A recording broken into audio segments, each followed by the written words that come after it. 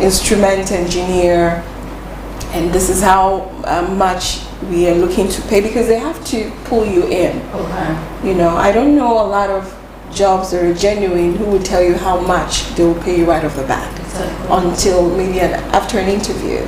So to get back to your question, what is job scam? Job scam basically is putting an offer out there for jobs and positions that don't exist. Okay. And basically the scam comes in because they ask for money.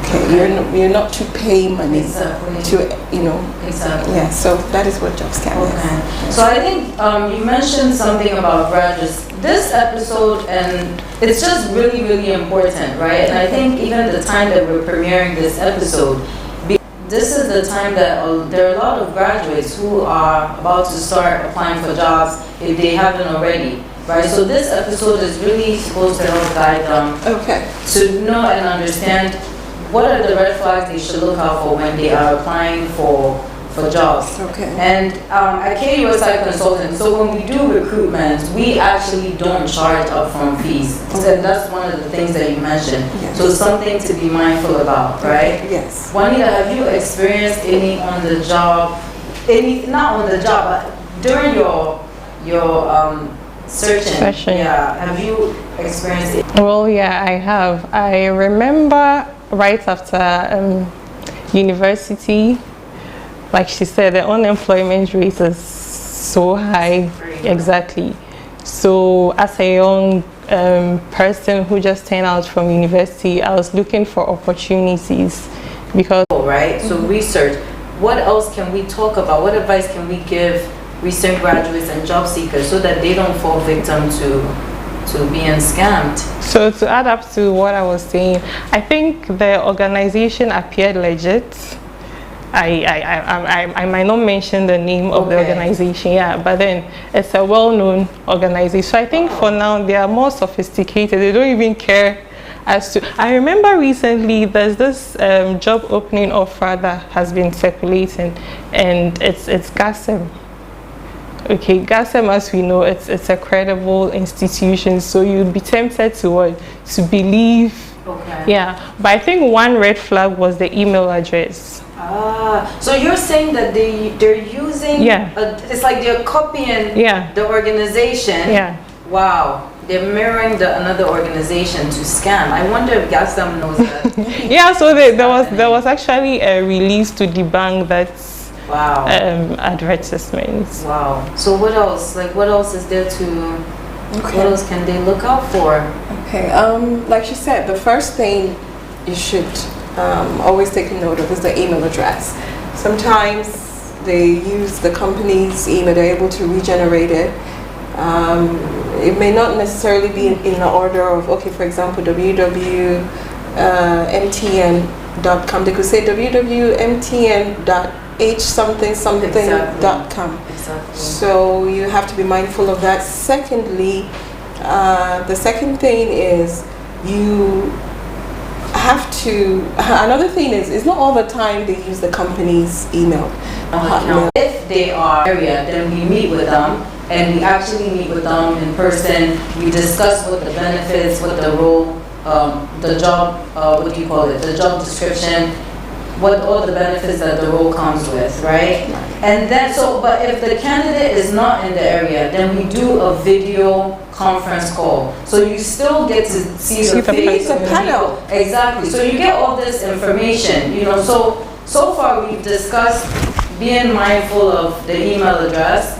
Obviously, if they're asking you to pay, you need to be aware. You need to be careful. We don't charge upfront to recruit candidates for a position, right? And another thing too is your gut feeling will never lie to you. I've been a victim of a scam. It wasn't employment.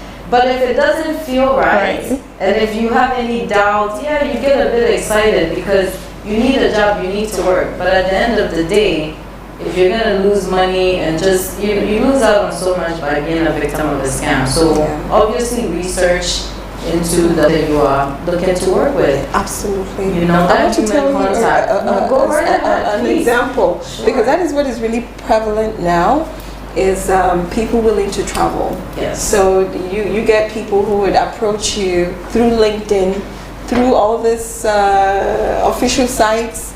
And okay, my example, the scam I went through, even though we're going to pay $10,000 US, they will give you really a juicy salary. Sounds good, right? Sounds good, you know. Say that way. Yeah, again, it's that gut feeling, right? If the job even looks or sounds funny, then you have every right as a job seeker to question. As I always say, ask questions and do research. Absolutely. You know, you can definitely make that happen. We are going to take a short break and we'll be right back. When we come back, we have a different side to discuss of this whole job scam situation. We'll be right back.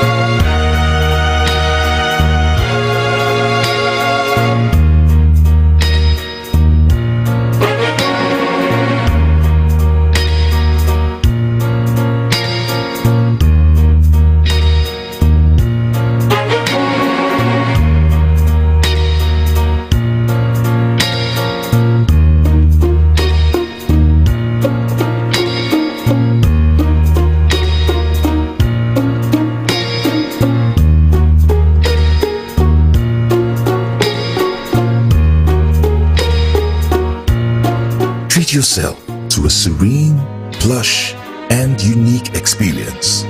Check in at the AH Hotel, East Legon, where every stay is unique.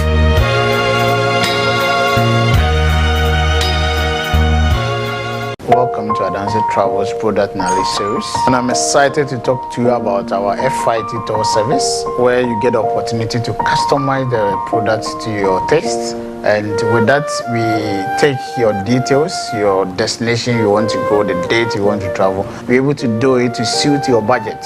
So you don't need to worry about breaking the bank when you are traveling with this kind of service. You can visit us as the details are on the screen as you see, or you can call us on the numbers showing on the screen. Let's plan your trip for you. And you know with Adansi, we always let you feel the beauty of life. Adansi Travel feels life's beauty.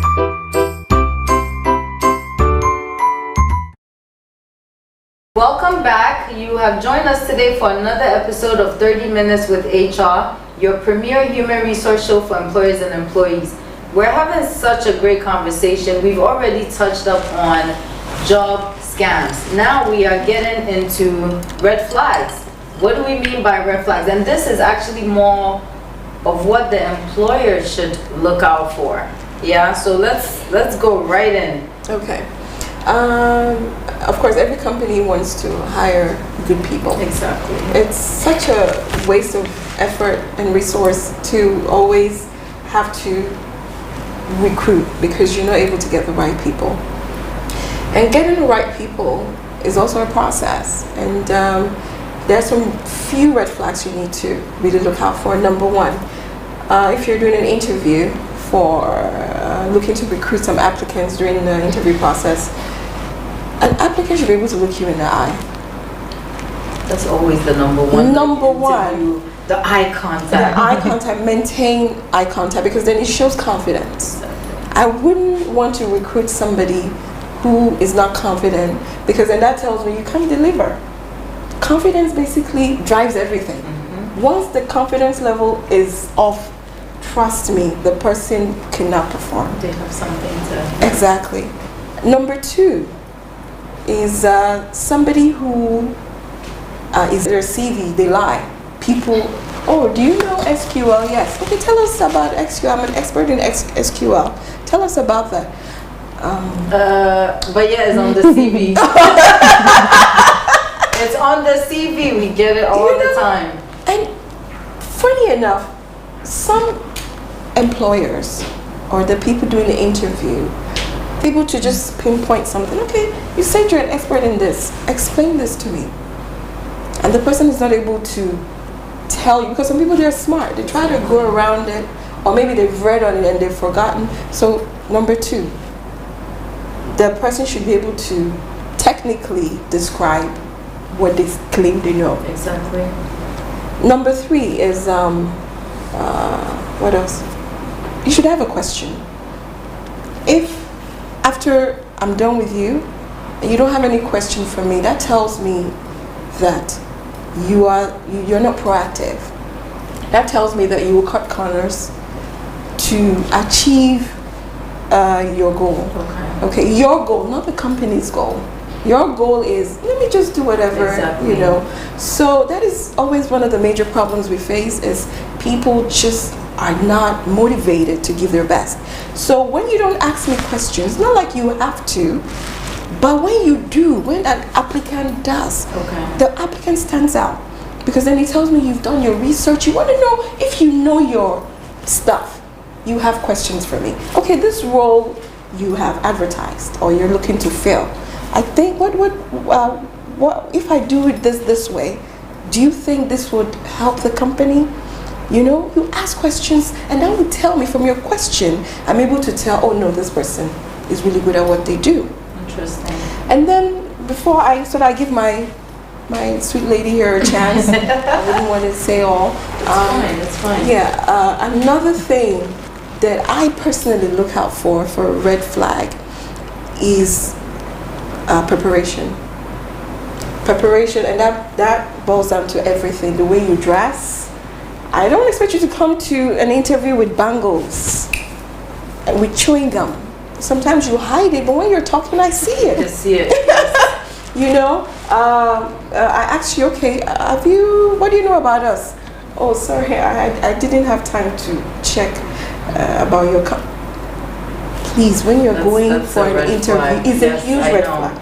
You should tell me when we started, how much you think we are worth, where we're hoping to. Please do extensive Do your research. I always say that.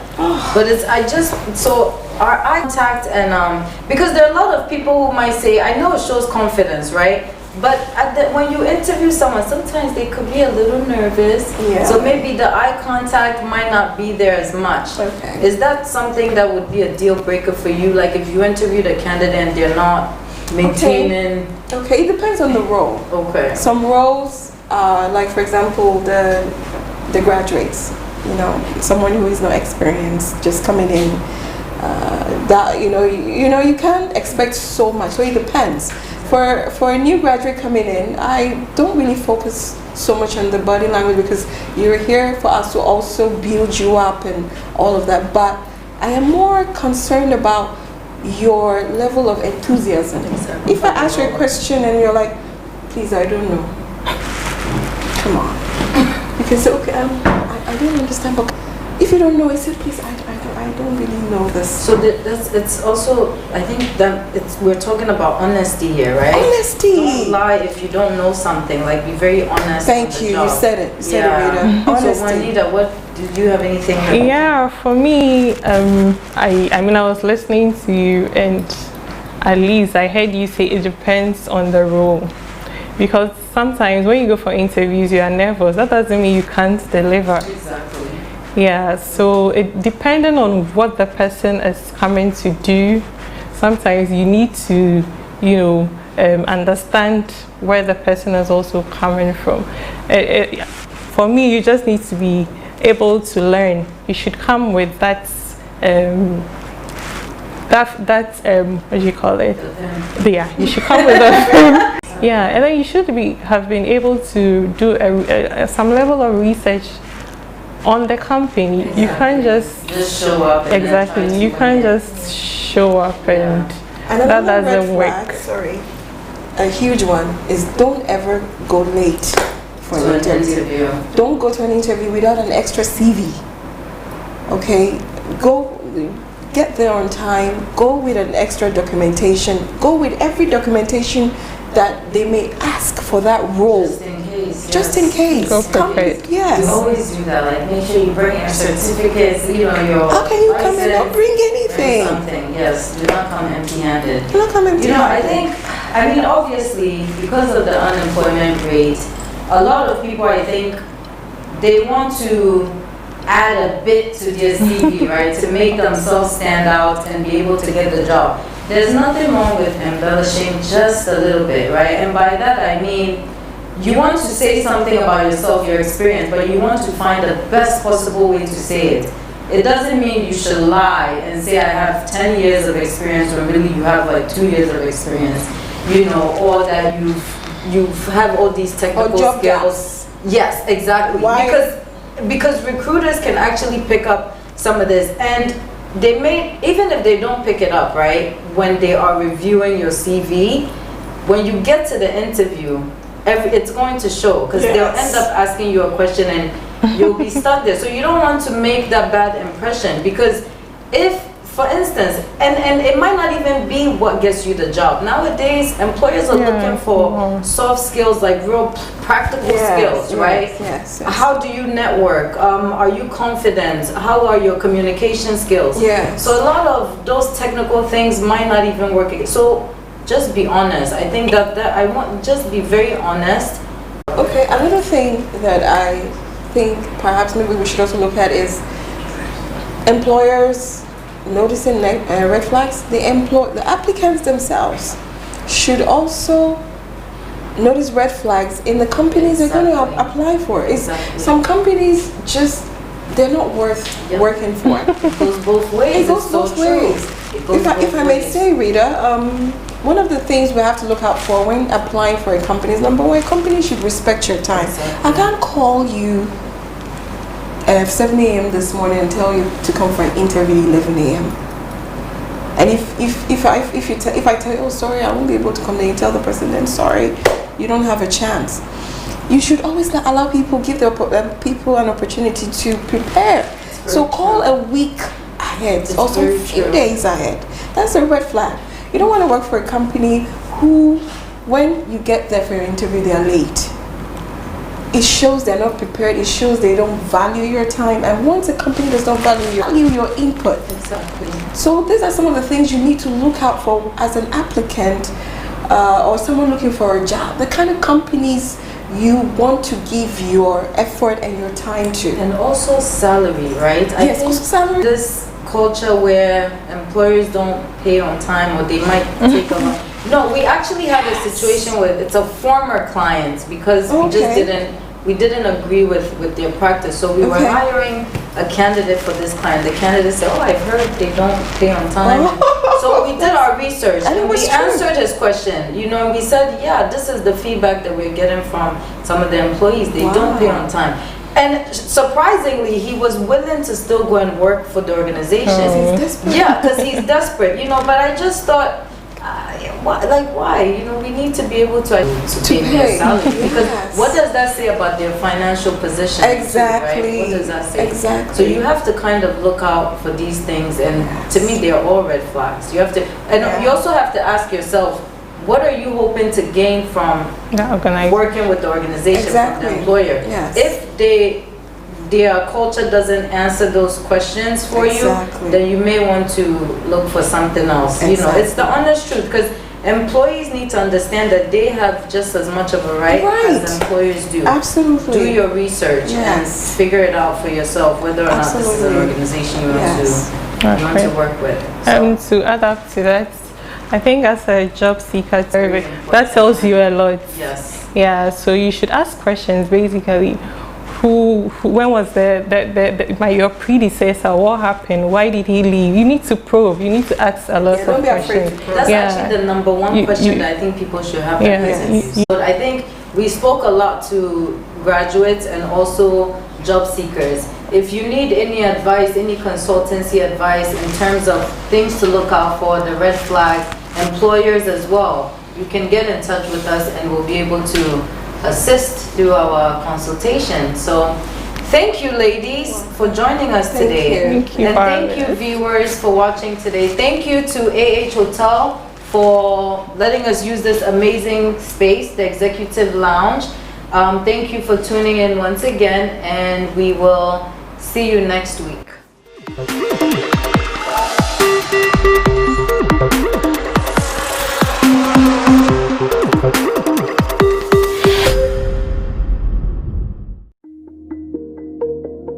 There are Association of African Universities, AAU, is an international non-governmental organization set up by universities in Africa to promote cooperation among themselves and the international academic community. Mon nom est professeur Étienne Eouan-Eilé. Je suis le secrétaire général de l'Association des universités africaines qui est basée à Accra, au Ghana. Je vais vous parler de la création de l'Association des universités africaines. Il faut remonter dans les années 60 pour pouvoir comprendre le processus. Déjà en 1960,